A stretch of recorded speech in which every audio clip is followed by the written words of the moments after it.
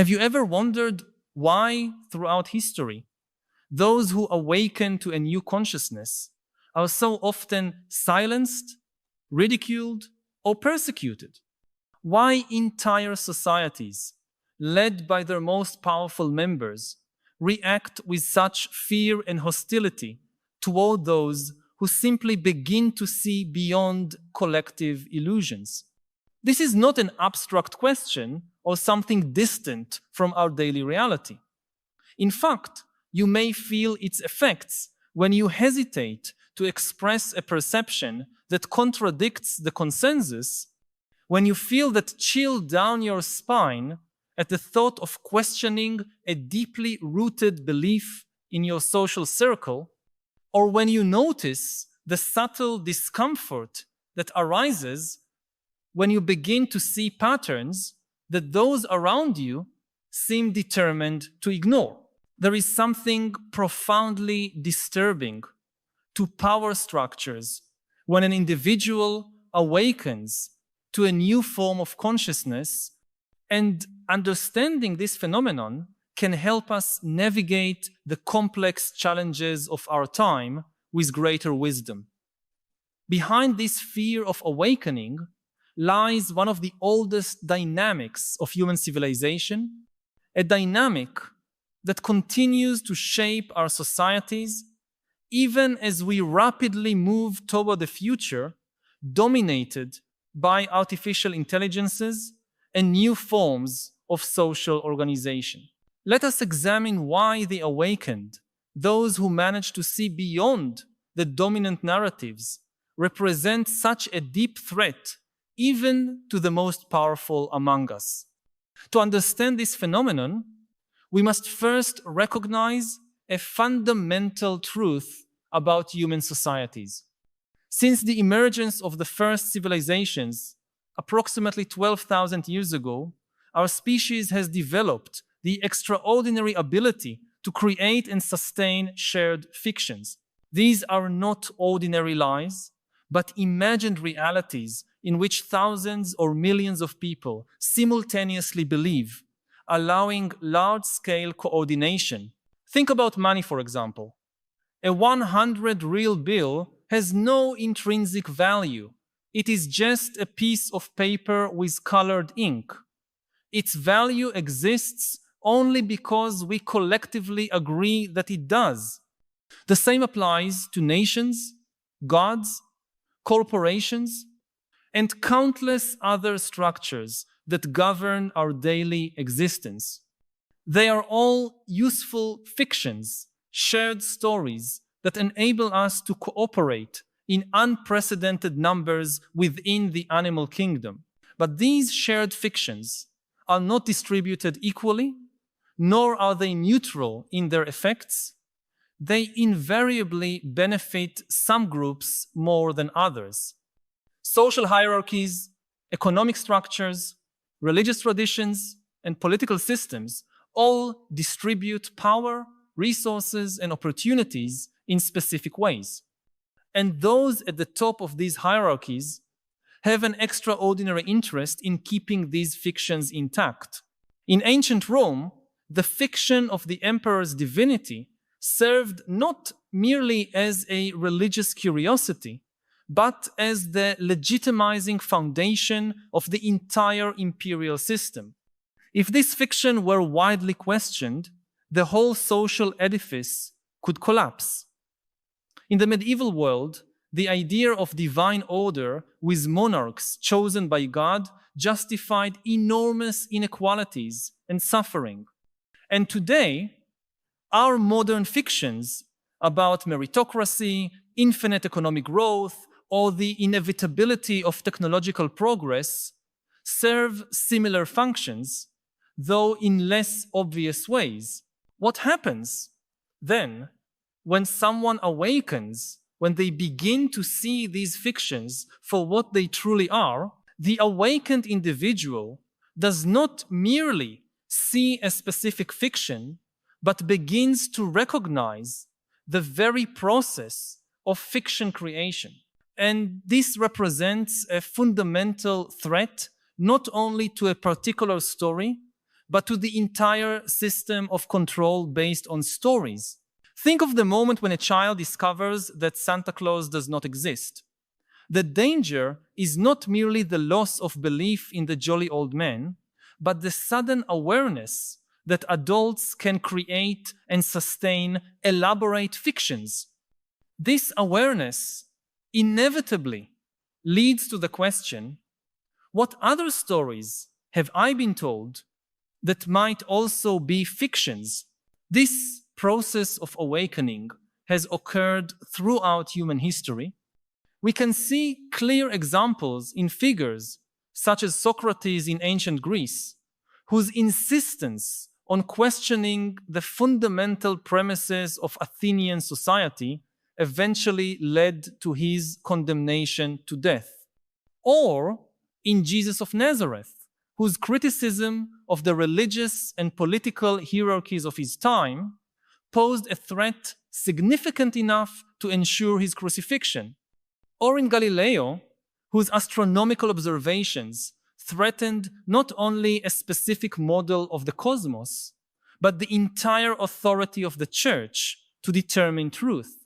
In each case, it was not merely the specific content of the ideas that provoked such strong reactions, but the dangerous precedent these figures set by demonstrating that dominant fictions could be questioned.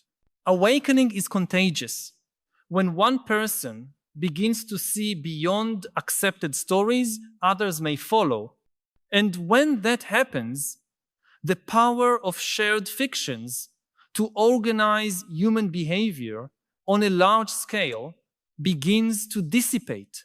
It is important to understand that the powerful fear, the awakened, not necessarily out of conscious malice, but out of an instinctive understanding that their position in the social hierarchy depends on maintaining certain fictions, the very social fabric that sustains their privileged positions is at stake, even when they themselves suspect the fictitious nature of the stories they promote.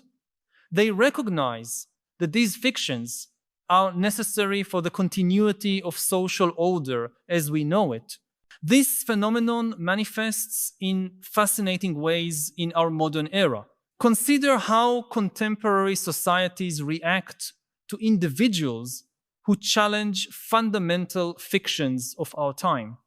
Edward Snowden, for example, by revealing the extent of government surveillance, challenged the fiction that we live in societies that fundamentally respect individual privacy.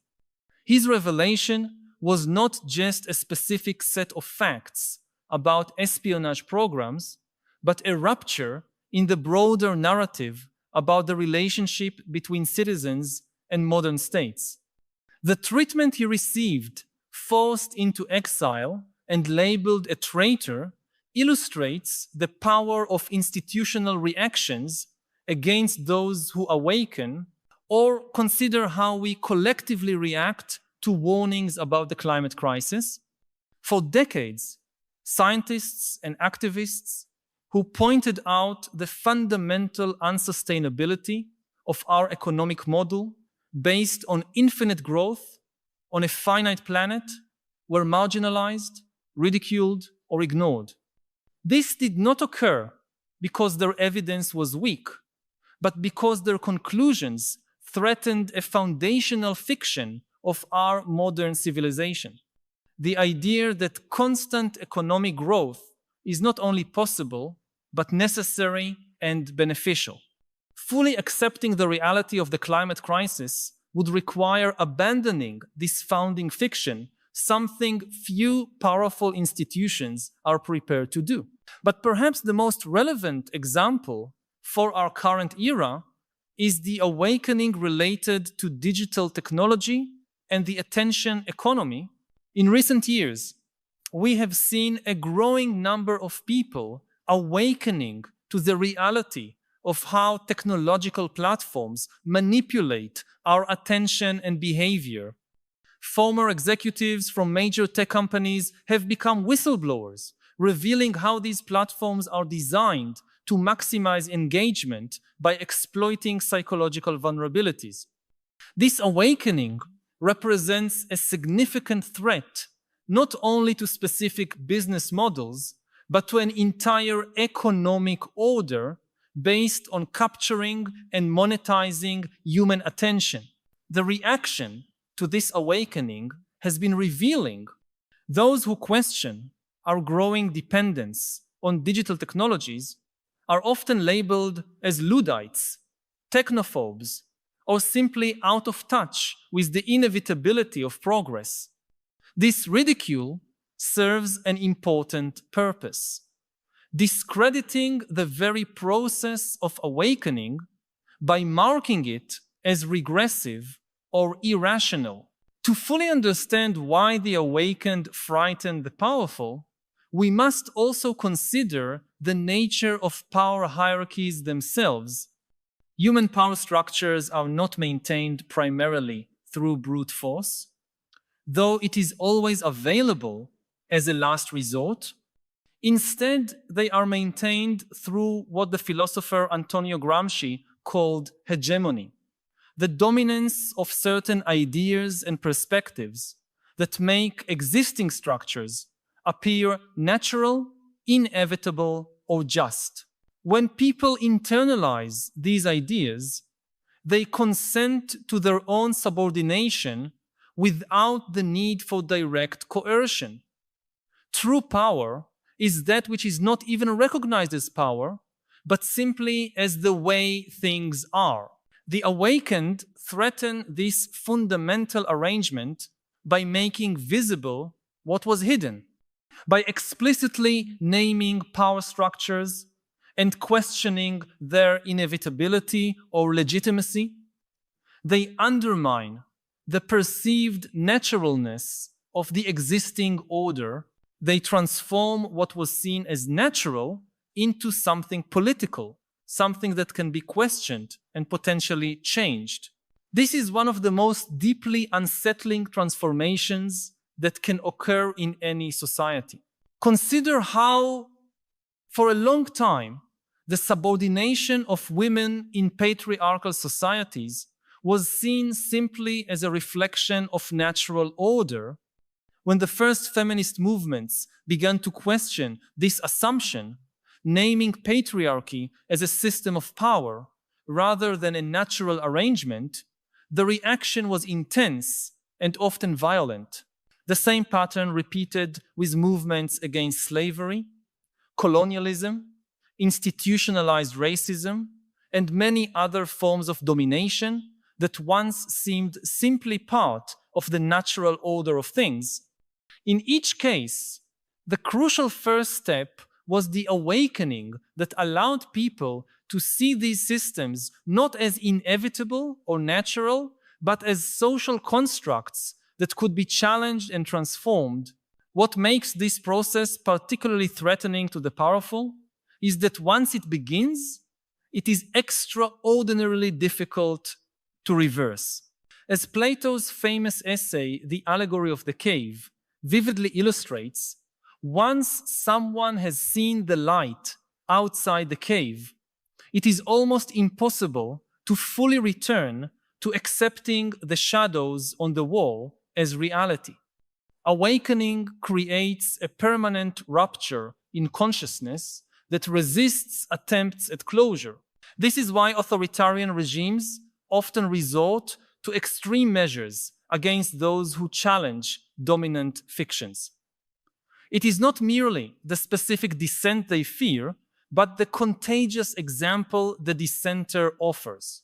On a very deep level, the powerful intuit an uncomfortable truth.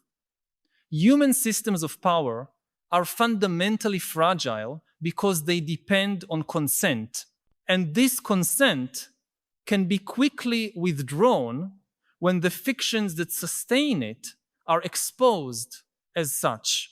This dynamic becomes even more complex and fascinating when we consider the information age in which we now live.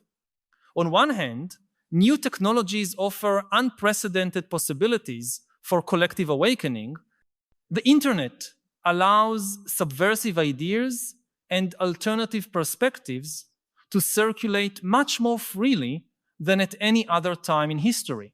Ordinary people have access to immense amounts of information and can connect with others who share their doubts about dominant narratives. But paradoxically, these same technologies have also created new and powerful tools to manipulate perception and reinforce useful fictions. Social media algorithms can create echo chambers that reinforce existing beliefs. Sophisticated information manipulation techniques can sow confusion and doubt, and the very overload of information can lead to a kind of cognitive paralysis, where distinguishing between reality and fiction becomes increasingly difficult. We are therefore in a peculiar historical moment where forces of awakening and forces of mystification are simultaneously amplified. The outcome of this confrontation remains uncertain. What we know for sure is that those who benefit most from existing fictions will continue investing enormous resources to keep them intact. This is not a conspiracy in the traditional sense, but simply the natural result of self-perpetuating systems. The institutions and individuals who derive power, wealth, and status from existing structures will naturally resist perspectives that threaten these structures. For those seeking to understand why the awakened provoke such strong reactions, it is also important to consider the psychological costs of awakening itself. Seeing beyond the shared fictions that structure our social reality is not a pleasant or comfortable experience. It often comes accompanied by a profound sense of alienation, a feeling of being disconnected from the human community around you. As the character Neo in the movie The Matrix discovered after taking the red pill, the truth can be painful and disorienting before it becomes liberating. I need to pause for a moment and ask you directly, which aspect of this awakening we are discussing resonates most with your own experiences or stirs your fear? Have you ever felt that uncomfortable moment of clarity when something you always accepted as truth suddenly revealed itself to be a social construction, a story we collectively serve? I know many times we keep these perceptions to ourselves, perhaps out of fear of seeming arrogant or disruptive in a world that prefers quiet conformity. But your insights are valuable and likely shared by more people than you imagine. Share in the comments, my moment of awakening was when I realized that.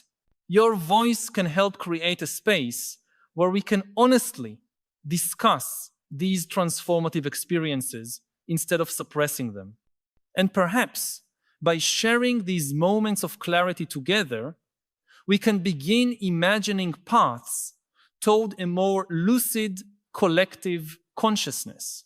This psychological cost of awakening explains in part why so many people actively resist information or ideas that could challenge their comfortable fictions.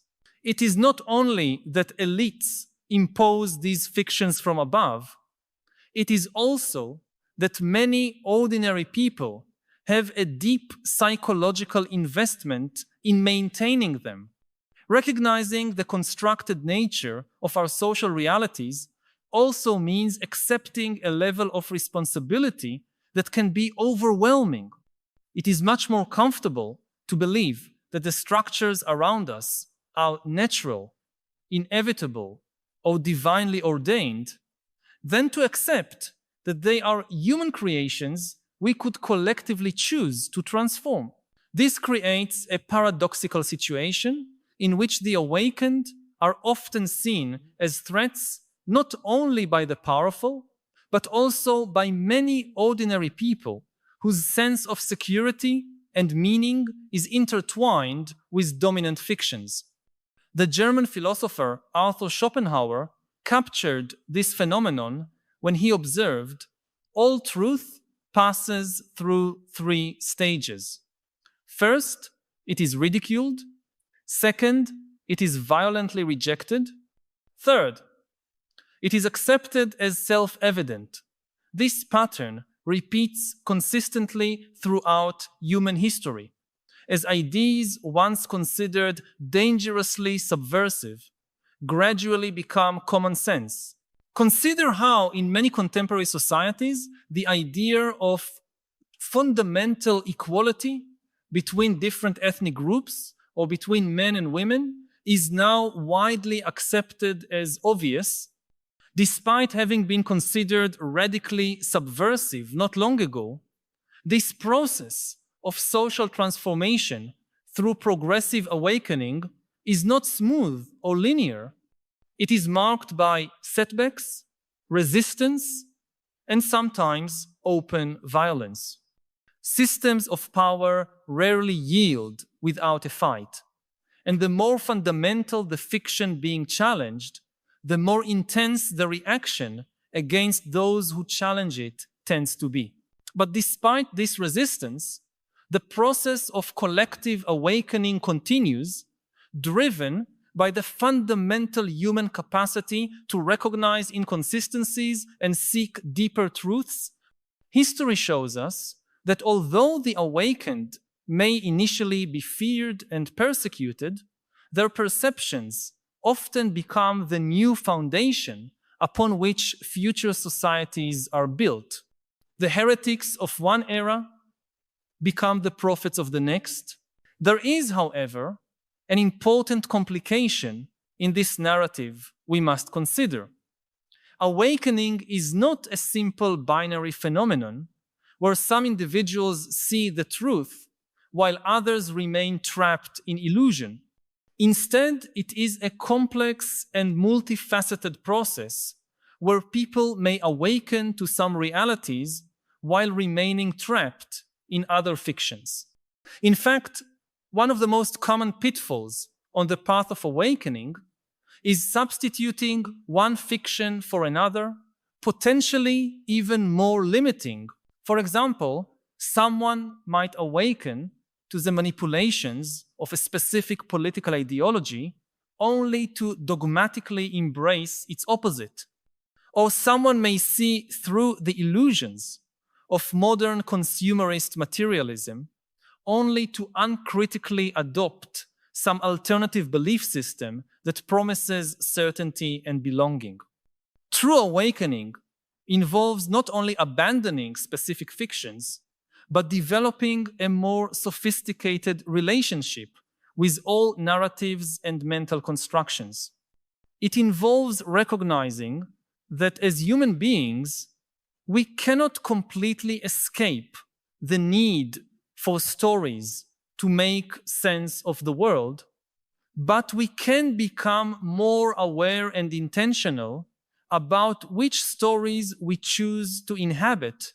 The wisest among the awakened throughout history are not those who simply rejected all social fictions, but those who learned to navigate among multiple perspectives, recognizing both the usefulness and the limitations of our shared constructions of reality. They understood that the goal is not necessarily to destroy all shared fictions which could only lead to chaos and social fragmentation, but to transform them into forms that promote greater well-being, freedom, and dignity for all. Looking to the future, we face unprecedented challenges that will require new forms of collective awakening.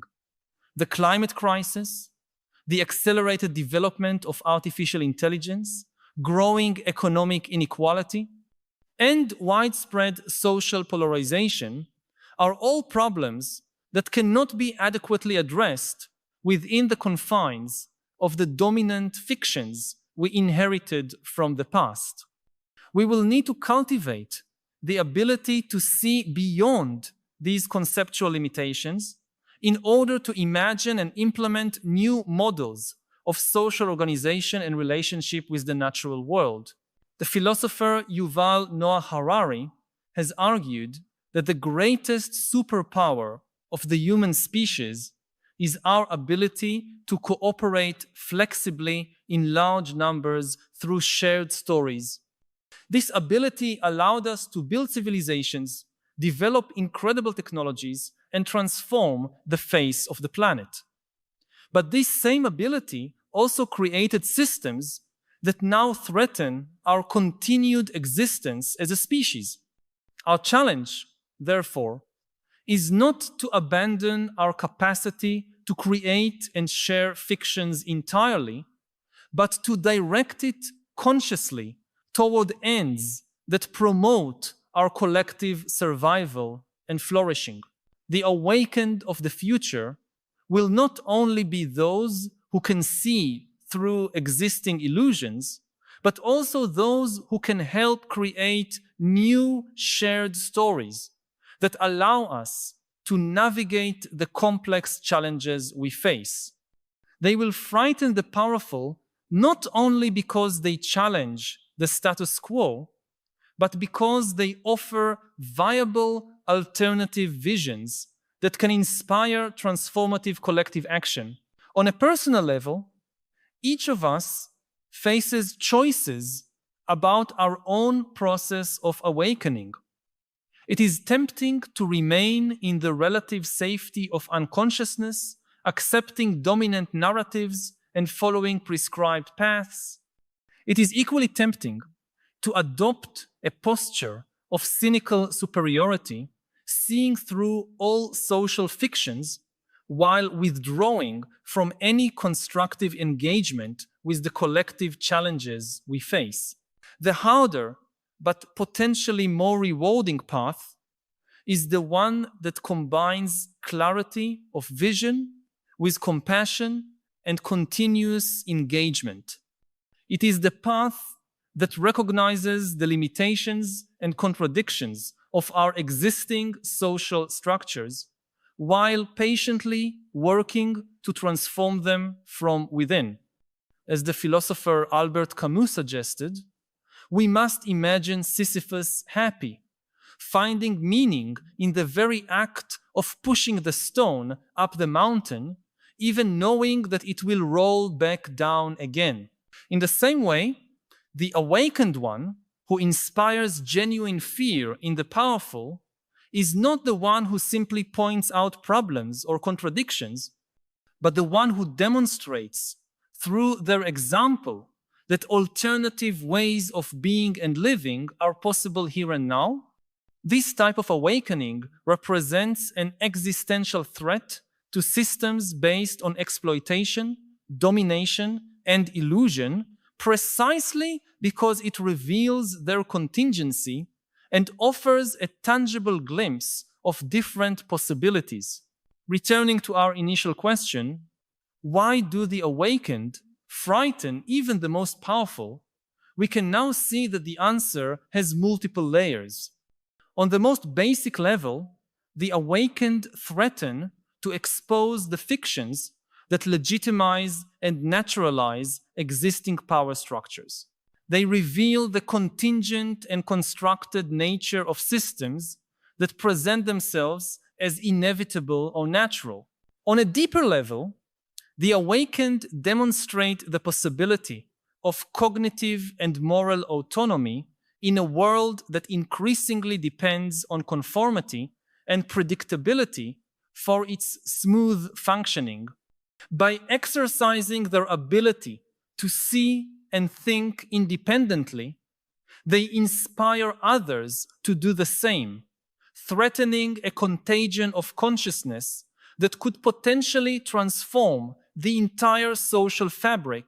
Perhaps More fundamentally, the awakened force a confrontation with questions of meaning and purpose that many systems of power would prefer to avoid. They invite us to consider not only how our societies function, but for what ultimate ends they exist. They challenge us to examine whether the goals toward which our enormous collective capacities are being directed truly serve long-term human and planetary well-being. This is a deeply destabilizing line of questioning for systems built around endless accumulation, control, and exploitation. History shows us repeatedly that although the awakened may face resistance and persecution in the short term, their insights often become the foundation for far-reaching social transformations. As Mahatma Gandhi observed, first they ignore you, then they laugh at you, then they fight you, then you win. This progression captures something essential about how ideas, initially considered subversive, gradually gain acceptance and eventually reshape the very society that once rejected them. In our current era, facing multiple interconnected crises that threaten the foundations of our global civilization, the need for new forms of collective awakening has never been more urgent. We need individuals who can see beyond the limitations of the dominant narratives that have brought us to this precarious point, who can imagine and articulate new paths forward that honor our fundamental interdependence with each other and with Earth's living systems.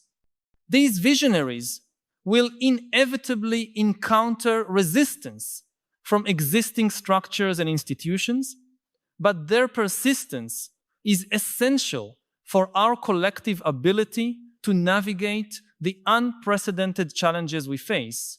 If these reflections touched on something you have been feeling, but perhaps had not found the words to express, know that you are not alone.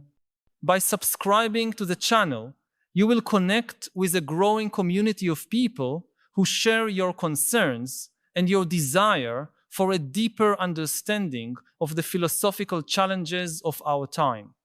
Each week, we meet here to explore together the great questions that define our era and to seek not only understanding, but also wiser ways of living amid the transformations we are witnessing. This is not just a channel, but a space for dialogue and collective growth. Join us in this ongoing journey. Subscribe so that we can continue this essential conversation about how to live with more wisdom and purpose in a world that often leaves us disoriented and divided. For those who choose the path of awakening, there are both challenges and extraordinary opportunities. As individuals, we can cultivate the ability to see more clearly, think more independently, and act more aligned with values that promote genuine well-being. As communities, we can create spaces where new possibilities can be imagined and experimented with.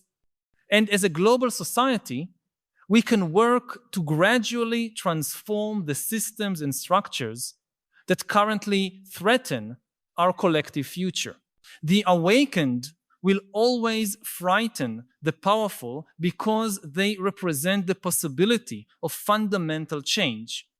They remind us that another world is not only possible, but is continuously being born through our acts of perception, imagination, and courage.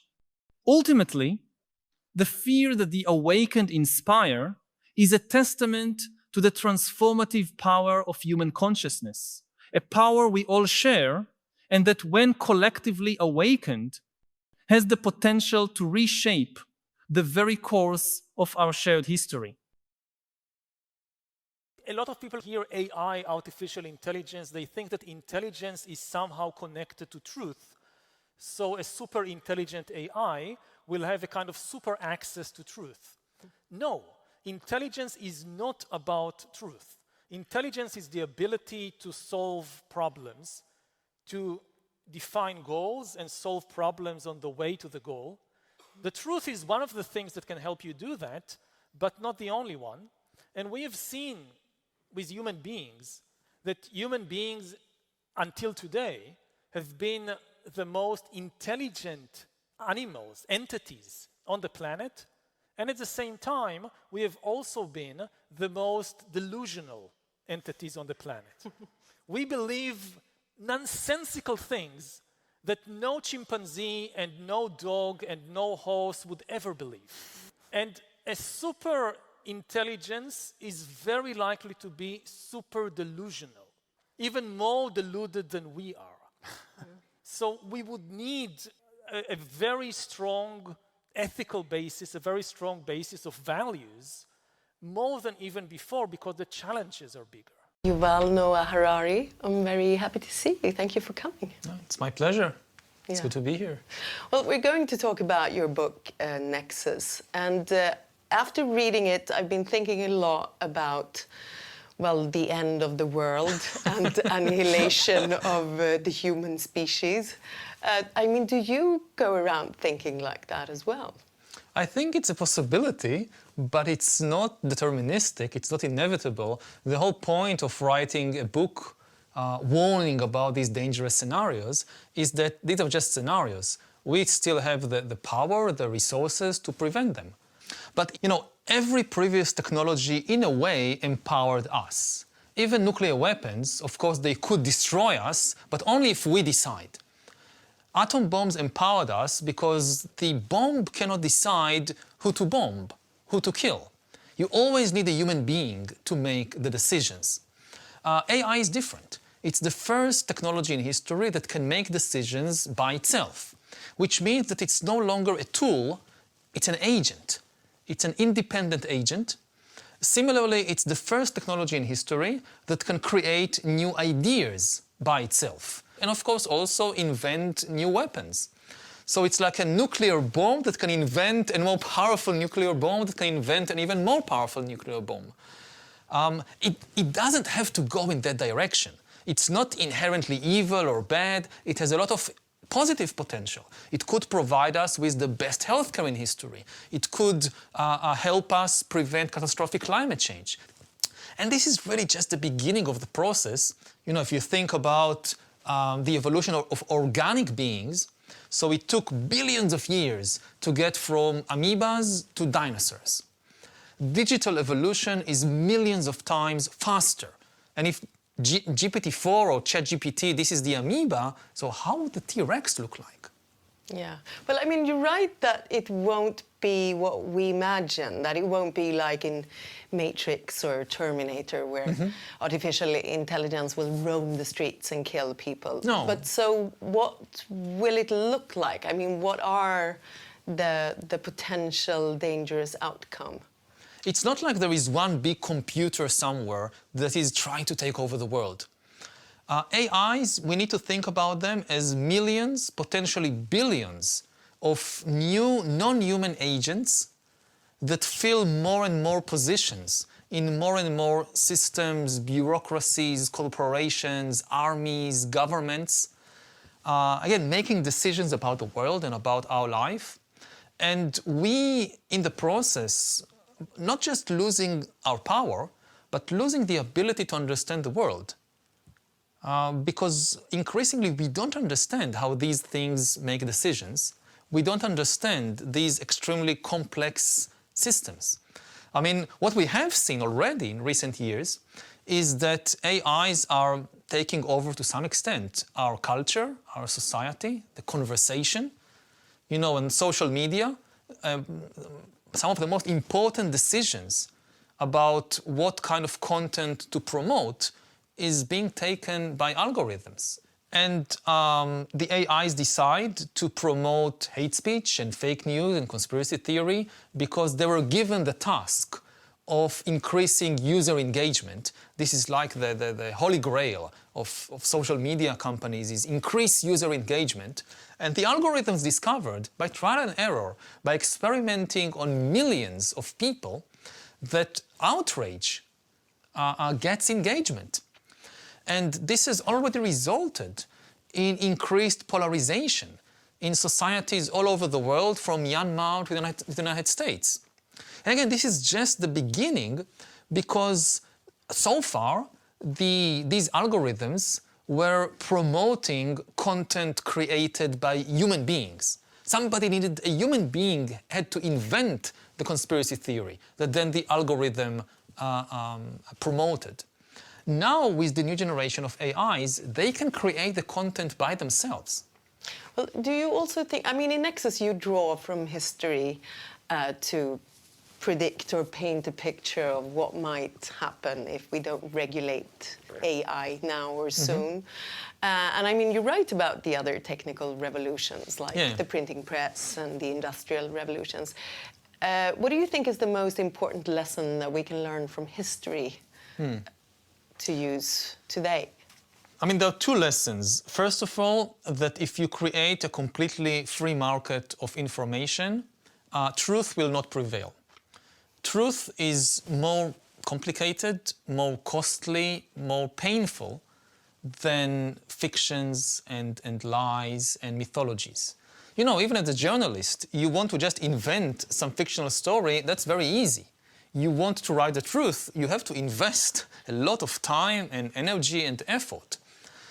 Similarly, if you think about the other side of the equation, the audience, for the audience to connect to a truthful story is often more difficult because reality is complex, it's complicated. So it demands a lot of effort to really understand a true story. Whereas a fictional story, you can make it as simple as possible. So if you want the truth to win, you have to tilt the balance, you have to invest something. The other lesson that we learned from previous big technological revolutions is that humans are extremely adaptable, but the process of adaptation is costly and dangerous. When humans began to develop industrial technology, nobody knew how to build a good industrial society. So there were various experiments. Imperialism was a huge experiment in building industrial societies. There were lots of people in the 19th and early 20th century who thought an industrial society, it has to be an empire, because you need to control the source of raw material and you need to control the markets. So we have to build an empire. And this type of thinking, you know, it spread. Britain and France and Japan and Russia and the United States, they all went about building empires. And with terrible consequences for hundreds of millions of people, until people realized, no, you can build an industrial society which isn't an empire. And similarly, you had other people who said the only way to build a really efficient industrial society is communism. And you had this huge experiment with communism in the Soviet Union and other places, which again was extremely costly. And the same with fascism. Fascism was also a huge experiment, failed experiment in how to build an industrial society. So you can say, okay, after all these experiments, after imperialism and communism and fascism and the two world wars, we finally got it right. And we can argue about it, but let's say that we got it right. If we have to go again through this process, this time with AI and bioengineering, we don't know how to build these kind of AI-based societies, so we have to go through another cycle of failed experiments, more imperialism and totalitarianism and world war, and in the end, we'll get it right. This is very bad news. So the historical lesson is, don't just think about the end result. But do you also think that we can learn from literature? I mean, haven't we been warned by Mary Shelley, Philip K. Dick, William Gibson, Isaac Asimov? We have been warned, and it's very important, it's very good that we have been warned. I think the most important literary genre of our era is science fiction. because it attempts it engages with all these possibilities and attempts to warn us about the dangers and to speculate about how to build better societies. But for this to be successful, I think that science fiction needs to really dig deep into how technology changes in a fundamental way relations between human beings. Because you have a lot of science fiction which is just, you know, like taking a very old story and reenacting it with robots. So you can do like Romeo and Juliet with robots, or in space with laser guns and spaceships, and it is still Romeo and Juliet. I mean, it doesn't tell you anything new about how humans relate to each other. But you also write that we need more fiction about bureaucracy. Yeah, this is, I think, the biggest lacuna in art, is that art is not very good in explaining bureaucracy. We have Kafka. We have Kafka, we have Catch-22. It's not completely missing. But if you look, say, at the big it's blockbusters. not the bestsellers, no. Yes, it's not the bestsellers, it's not the blockbusters. And this is a problem because our life is managed mainly by bureaucratic systems. But then when we open the television and we watch a TV series about politics, it's likely to ignore the bureaucracy and instead to tell us a medieval or even Stone Age story about dynastic politics. The focus is on a family or a couple of families and the kind of basic biological dramas that characterize competition within or between families. So you have something like Succession with the kids competing for the attention of the father. This is a very important story which was crafted by evolution already millions of years before there were humans. This is, you know, this is chimpanzee stuff. They know it also. And it's not a good guide for how politics in the 21st century actually happens. Because if we don't have these kinds of stories, then people don't understand the world. They easily fall victim to conspiracy theories about, you know, the deep state and all these, I don't know, cabals that control the world. But in fact, it's bureaucracy, it's not conspiracy. And it also makes it more difficult for us to change the system. You feel helpless. You know, evolution kind of prepared us for death by a tiger, not for death by a document. No. And today, a lot more people are dying because of documents than because of tigers. So, are you positive, are you optimistic, or are you pessimistic for our future? I know it's a hard question to answer. I try to be a realist. I mean, you know, basically optimism is like saying, oh, everything will be okay. And pessimism, no, we are all doomed. Both these positions, they make us abdicate responsibility. Because if in the end everything will be okay, why bother? You don't need to take action. And it's the same if we are doomed, so why waste whatever little time we have on taking action? Realism is understanding that we have, as human beings, as a human species, we still have the resources, the technology, the wisdom to deal with major challenges, whether it's climate change or whether it's the rise of AI. Again, for instance, when I think about climate change, one of the things that people should realize is what is the cost of preventing catastrophic climate change? What is kind of what size of a check do you need to write if you want to solve this? How much money? And nobody knows for sure, but the best estimates we have, something like 2%, 3%, maybe 5% of global GDP. Now, this is a lot, but it's completely doable. If I told you it's 50%, then forget it. We are not going to do it. It's not like if you're a dinosaur 65 million years ago, when the asteroid comes, then don't bother. I mean, there is nothing you can do about it. But we are not like the dinosaurs. To shift even 5% of our resources from one aim, one field to another, this is what politicians do all the time. Well, Professor Harari, it was a pleasure talking to you. Thank you so much. Thank you. Should AIs have the ability to open a bank account and manage a bank account? That's a very practical question. We are very close to the point when you can tell an AI, go out there, make money. Your goal is to make $1 billion. And one of the things about money, it's a very easy goal to define. An AI can make money in many ways. It can hire its services to people to write their essays or books or whatever, many things it can do. It can earn money. It can then invest this money in the stock exchange. So do we as a society want to allow AI agents to open bank accounts and manage them in any way they see fit? And then this is not a question for 50 years. This is a question for 5 years, maybe 1 year.